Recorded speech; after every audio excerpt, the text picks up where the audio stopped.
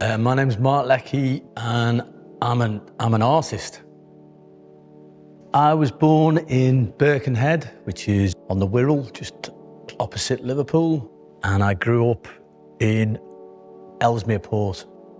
It's a kind of overspill area from Liverpool, so it's got a very conflicted personality. Mostly I remember it as being very violent.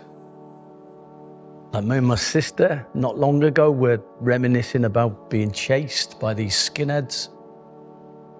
The Northwest at that time was already in decline.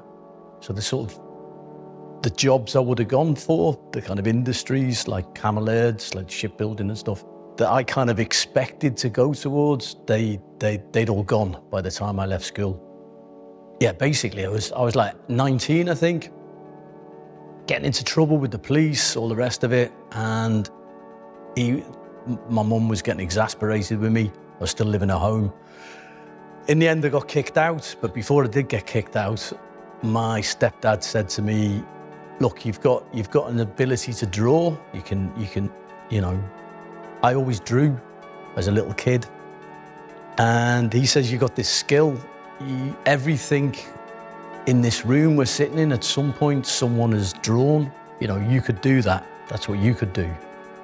I think now, coming from the background I did, trying to go to art school would seem a momentous task and a huge financial undertaking. I didn't have anyone within my family network who helped me get into the art world because it was not an interest within my family or friends or my extended family in any way. I was the first one of my family to go to university. I mean, I'm very close to my family, but the art world was very alien to them. It basically took to the point where I got the Turner Prize, and then they kind of understood. That's what made them kind of realise what I was doing. I was in London for quite a few years, basically scraping by. Like I was living in squats, doing crappy jobs. You know, basically luck came my way, and I met someone who encouraged me to make art again. And I didn't think about a career until I put something forward for the New Contemporaries, which got in and then sold after that. I thought it was the bee's knees, which was disastrous for me. I think now if you're 16 and your idea is to be an artist, I think in some senses there's a clearer kind of direction you can take.